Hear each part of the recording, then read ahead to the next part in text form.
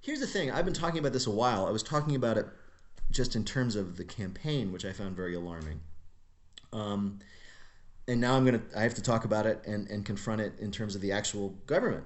Um, so I'm under no illusion that anything that I do, and Samantha Bee and Seth Meyers and Stephen Colbert and all the people who are much more prominent than I am, have any effect. I don't think that satire, jokes about these people changes anybody's mind ever, nor should it. And this is when we get kind of into the scary things, because I don't want a president who would care. Right. I don't want a president so thin-skinned and weak-willed that he would be upset if somebody like me makes fun of him.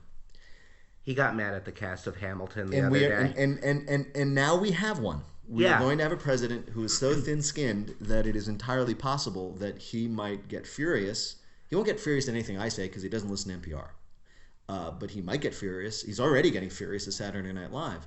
That's bad. You don't want somebody in a position of power who cares that much about something so important. Especially with Saturday Night Live, what he doesn't realize is they could go so much more fiercely on him than maybe they will. And what now happens with a president who prior to his in the first 2 weeks spends most of his time tweeting about people who's insulted him.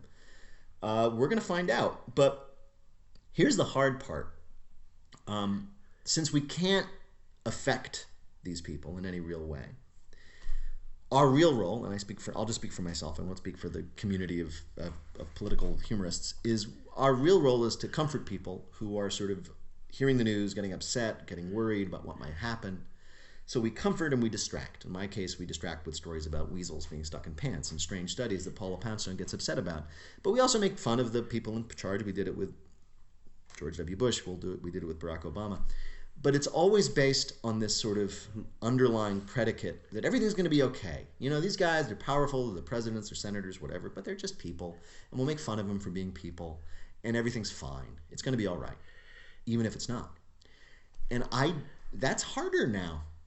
I find it really hard to comfort people that things are going to be okay, because there's some really ugly stuff coming down the pike. And by that, I do not mean Republican policies. I do not mean that. I'm not, upset because there's going to be a tax cut. I'm upset because there was an alt-right, I guess really a neo-Nazi convention in Washington over the weekend, which ended with people yelling "Heil Victory." And that's scary.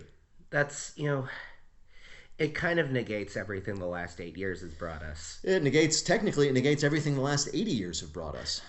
Also relevant. Yes. Also relevant.